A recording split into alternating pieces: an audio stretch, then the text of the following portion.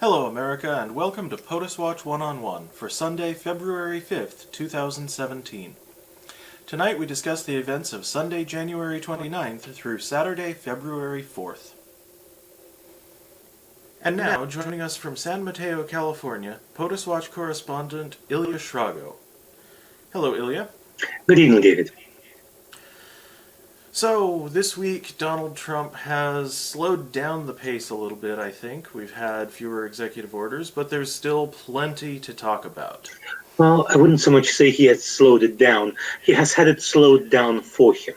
One of the reasons I do not feel that saying good evening today is a misnomer. I mean, as you've probably seen, there has been a federal court order ceasing the enforcement of the Muslim ban. Yes, that is certainly excellent news, and it seems to have upset him greatly, judging by his Twitter feed. Oh, does the precious snowflake feel upset? So it would seem. I will reserve my sympathy. But we have also heard from the White House that they intend to seek a stay against that judge's order. You know, it would seem really that Trump does not fully understand the limits of his position. He really does seem to be quite focused on that rather ridiculous idea, if I am president, it is illegal. And you know, we've seen people with ideas like that before. You'll probably remember back when Louis XVI was addressing the States General. At one point, he was demanding something a bit too much, and his younger brother told him, "Sire, that is illegal. It is legal because I wish it." And we remember what happened to that king and where he ended up.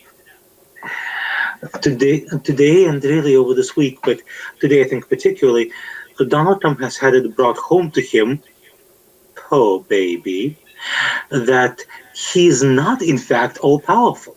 He can issue orders all he likes, but nonetheless, we have a functioning system.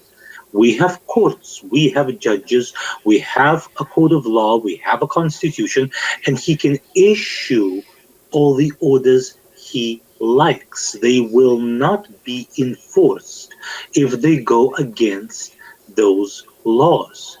Although, to tell you the truth, I was worried. I was very worried earlier, towards the beginning of this week, when the Department of Homeland Security seemed to believe that they can ignore a court order and continue enforcing the ban anyway. And forgive me if this sounds a bit too conspiracy theory minded, perhaps. But I can't help but suspect on some level, you know, that there's an element of theater to this. The ban was thrown out here into the public eye as being something large, blanket, almost universally objectionable, something instantly guaranteed to rouse public anger. Under the guise of revoking some of its more outrageous clauses, such as, for example, the ban on people with green cards, which has in fact just happened, it would make it easier for the new administration to slip in other little details here and there, some now, some later, and if caught on them, say, well, we gave you what you wanted of the ban. Wow, you people just can't be pleased, can you? Yeah. It has been suggested to me that Donald Trump is simply practicing the art of the deal, asking for far more than he wants so that he can make concessions just to get back to what he wanted in the first place. That seems entirely possible, although I think when speaking of Trump, it's not so much him that we need to speak of. It's primarily Bannon and the rest of Trump's cabinet. Although, you know, there is a very curious thing there. Again, I feel that there's sort of two processes going on. On the one hand, there's the Republican elite that stands behind Trump. Not the ones that have gotten scared already, but the ones who continue to stand firmly behind him. And they are the ones who perhaps still think and hope that they will find a way to control him, to reduce him to a figurehead role. And then there's Trump himself, who unfortunately does in fact seem to believe that he is capable of doing everything personally, which is why you'll notice a great many roles of department heads, a great many managerial roles are still not full. He is still not appointment replacements. He is trying to be everywhere and trying to do everything like he tried to do when he was running his companies, always to have the last word in every issue. Mm-hmm. Now, I'm not going to say, I'm not going to say that the classical concept of a republic completely excludes the notion of monarchy. And I'm not going to say that in occasional circumstances, very, very rare occasional circumstances, an absolute monarchy is not more efficient at solving the current batch of immediate problems. You remember the Roman Republic did have this mechanism. In case of an emergency, we suspend ordinary laws, we hand power over to a dictator for a strict period of 6 months, after which he retires having solved the problem and everything goes back to normal. However, one of the things that people generally tend to forget, and this is again the same difference as between Catherine the Great and Nicholas II, or Louis XIV and Louis XVI, in order to have a functioning absolute monarchy, you need an absolute monarch.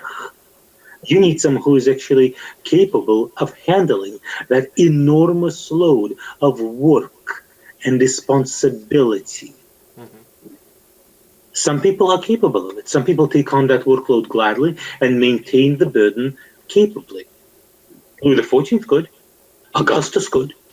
To some extent, Napoleon could. Hitler could not. Stalin could, to an extent. Catherine the Great, oh, she was very good at it. Trump is none of these people. Definitely. And we have seen what happens in situations when a weak person, and let us not mistake his blustering for strength, when a fundamentally weak person, perhaps on occasion even good-natured, which I don't believe he is, but nonetheless fundamentally weak, ends up in a position of great power. Everything comes crashing down because they are, on the one hand, not capable of bearing the workload, and on the other hand, too sunk in their own mediocrity to bear the possibility of relinquishing power to those who might be able to handle it better. Which is why I think, to a large extent, Trump mistrusts his own immediate advisors, his own cabinet, the people who will place him to power. He knows that, at least to some extent, the extent is questionable, but at least to some extent, these are far more capable people than he. It just seems, a rather dog in the manger attitude. He's incapable of wielding power himself adequately, but he will not give it up to those who will. Now, within the boundaries of a company, even a fairly large company, the most this will lead to is, some fall off in stocks, possibly the dismissal of a department or two. But when we take this to the level of large countries, the result becomes entirely unpredictable and potentially devastating. I mean, you've heard, no doubt, about Trump's recent conversations with our allies. Absolutely. Threatening Mexico, insulting Australia. Being barred from Britain, for God's sake, by over 1 million votes, which now need to be discussed in Parliament. I've even found myself wondering whether the first country Donald Trump decides to go to war against will be one of our enemies or one of our allies. Well, we already had the answer to that question with that unfortunate raid in Yemen.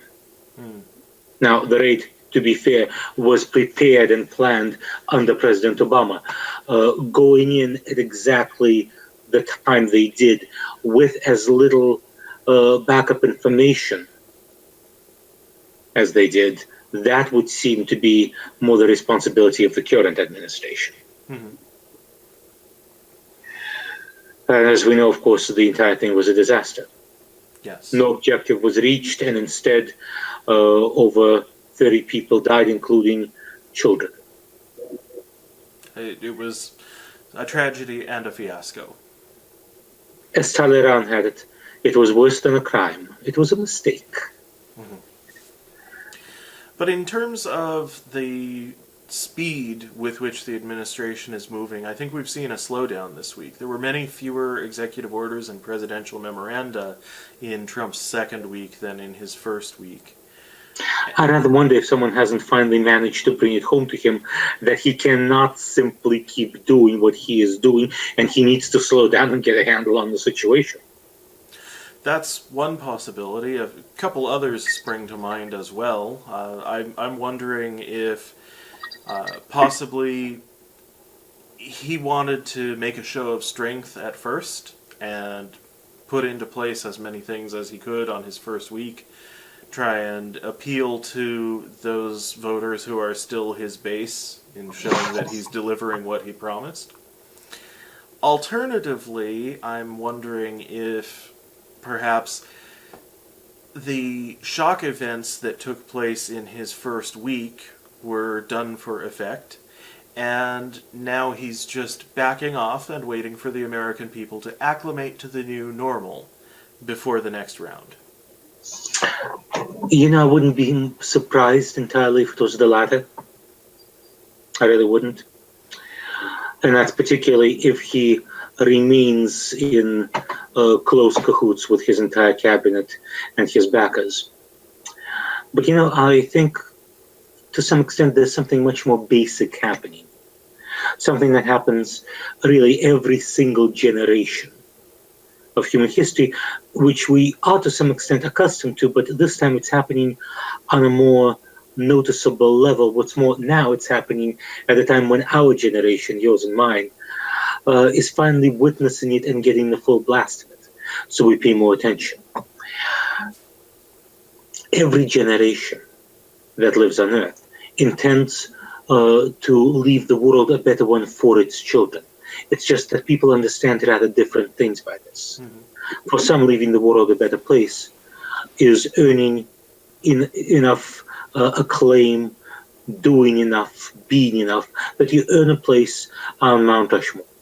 For others, it is earning enough money that you can afford to buy Mount Rushmore. In both cases, people want to leave behind their money, their power, their influence, their position in society for future generations of their family. And you can't blame them for this. I mean, for heaven's sakes, look at Donald Trump. His grandfather was a teenage German immigrant who ran, let us be frank, a network of bordellos across Alaska. His father went into real estate and the KKK. Donald Trump has become president. To some people, that would be the American dream incarnate. Mm-hmm. All of us want to leave the world better for our families. And it's not that we can easily claim that the Republican majority in Congress or Trump's nearest advisors are unabashedly evil people. They're simply people who think they are right, according to their own definition, according to a given value of right. They do, in their own way, and this is kind of the tragedy here, want the best for this country. Mm-hmm. The problem is that they associate that idea with that which is best for their family. For them, their family continuing in its wealth and its position and its power is good for the country. Mm-hmm. So right now what we see is something fairly typical. We see that small, wealthy, white minority that grew up overwhelmingly in the 40s and the 50s, in the era of white supremacy, the last era of serious white supremacy that the United States has known.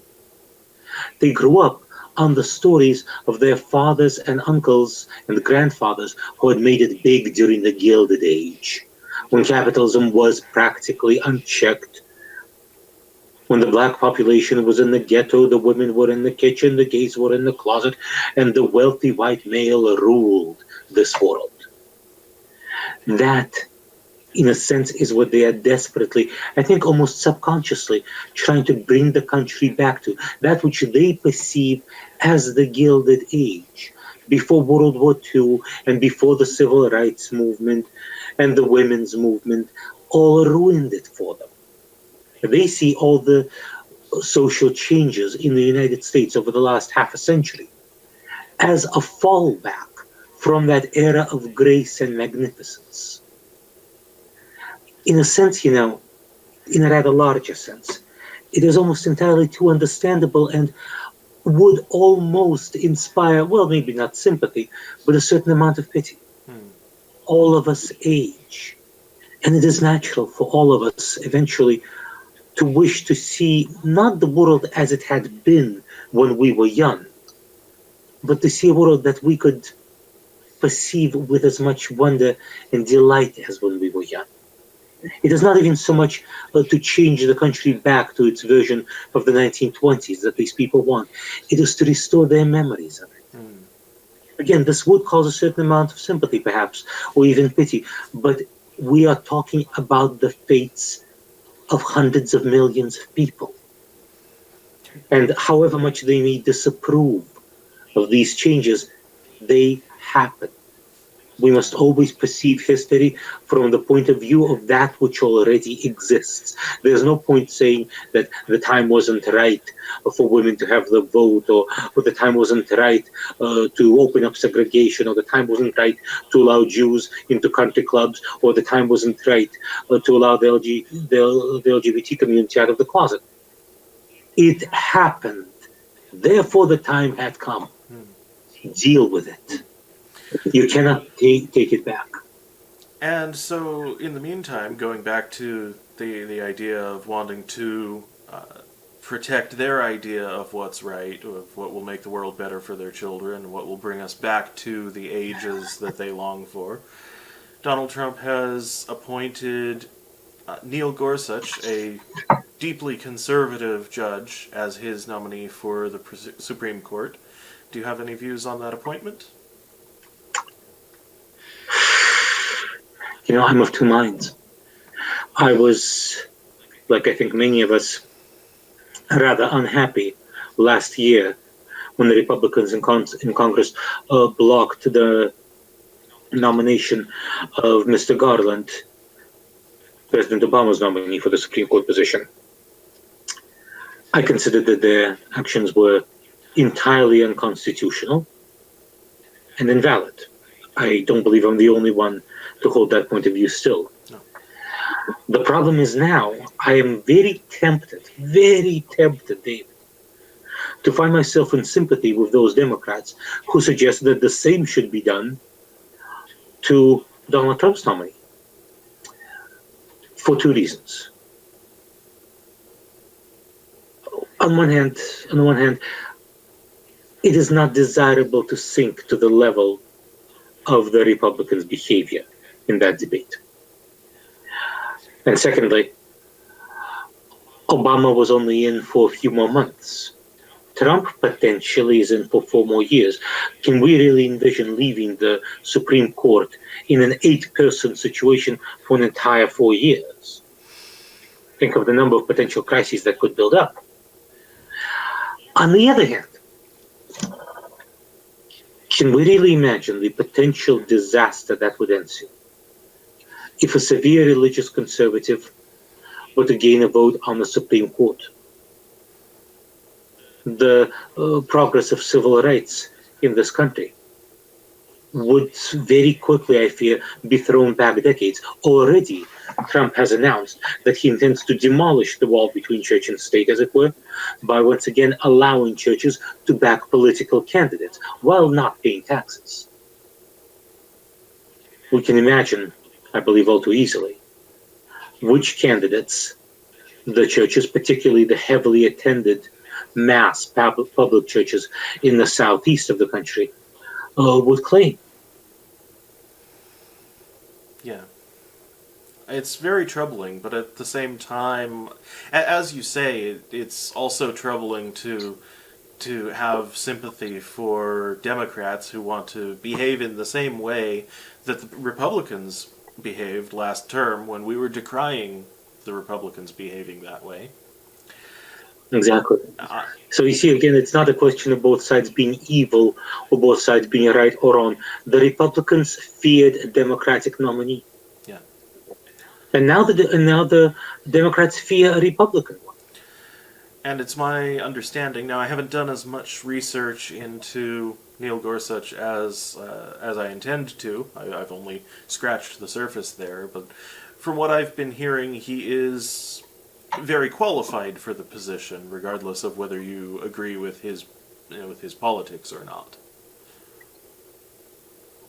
Yes, and that of course makes it all the more difficult. Uh, It's easy to reject an openly unqualified candidate like Betsy DeVos for Secretary of Education, although even there we're still on the right. fence.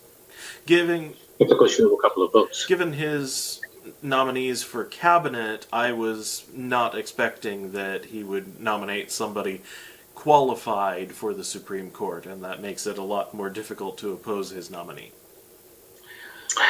It's a question, I think, of the extent to which Trump intends to obey the orders of that nominee once that nominee is installed at court, if he is. Trump thus far has shown nothing but contempt for the judicial branch and no inclination whatsoever to follow its orders unless quite literally forced to. Now, what will we do, or what will he do rather? We can imagine if he finds himself having put a nominee in place who is not inclined to support his ideas because, however much they may be sympathetic to each other on a moral intellectual basis, whatever Trump intends to do is not legal. Will that nominee have the courage to stand up for the letter of the Constitution, if not actually for its spirit, however you want to interpret it, or will he fall in with the will of the man who put him in his position? That's unfortunately the very difficult thing right now. On the one hand, we are talking about a conflict of offices. The executive branch right now is doing a great deal to gain power for itself at the expense of the legislative and the judicial branches. That is how it would look on dry paper, but in reality, we're talking about human individuals, and unfortunately, perhaps, in human history, individual human emotions, the reactions of individual human beings, their ambitions, their vanity, their hurt pride, their greed, all of these things matter enormously at key moments. Certain key people fall into place, a few phrases are exchanged, and suddenly human history goes in an entirely new direction. So the past career of this particular individual, while it may give us a hint, perhaps, as to his behavior, really does not help us all that much when it comes to asking the question, how will he behave at a moment of crisis, when it is a question between the duties of a judge and the obligations of a Trump nominee? Well, that's an issue that I think only time will tell. We're running low on time. Do you have any final thoughts you'd like to leave us with? 2 weeks ago, when we started this, I rather optimistically said that this is not the only and not the worst crisis our republic has faced. We will deal with it and outlive it. I must admit that since then, the constitutional crisis, is beginning to look considerably worse than I had imagined possible. It looks like the executive branch is openly attacking the very foundations of our government and of our constitution. Now, this is unprecedented. We've had maverick presidents before, like Theodore Roosevelt. We have had criminal presidents like Nixon. We have had stupid presidents like George W. Bush.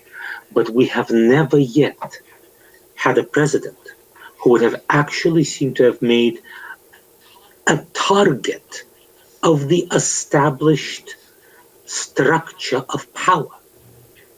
And this is frightening, because if Trump manages to establish the dictatorial powers which he seems to be aiming at, he's not even the worst problem here.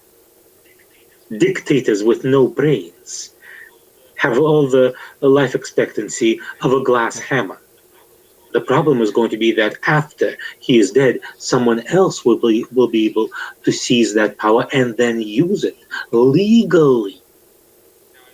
Now, I realize this all sounds terribly science fiction-y and conspiracy theorist, but again, let's remember, republics have been brought down before.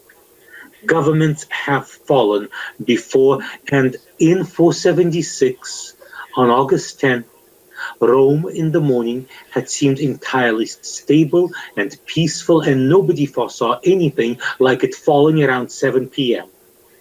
when it became rainy. It seemed like it would be a nice day too, you never know. In short, we are not exempt from the laws of history. We are not exempt from the possibility of the death of the state. It's just a question of all of us being careful, being observant, and making sure that if we see a law being ordained that is not constitutional, that we as individuals do our best to challenge it. Yes, it's a very scary thing to do. It's a scary thing for everyone. But we have seen millions of people do it over this last week alone, and there has been a visible sign of progress. Something has been achieved. We just need to not give up on it. Agreed. Thank you very much for your insight, Ilya. Thank you for having me, David. I will see you next week. That's all the time we have for this episode of POTUSwatch. We'll be back on Sunday, February 12th with a discussion of the week's events. Thank you to everyone who helped make this episode possible, including our correspondent Ilya, Phil and Nancy for help with cameras and lighting, and Rami for studio logistics. If you enjoyed this episode of POTUSwatch, please like, comment, and subscribe. You can follow us on Facebook at POTUSwatch or Twitter at POTUSwatchShow. You can email questions, comments, or corrections to david@potuswatch.org. If you really liked POTUSwatch, please consider volunteering to help out with the show or becoming a patron on Patreon. Thanks for watching, and remember, keep calm, keep informed, and keep resisting.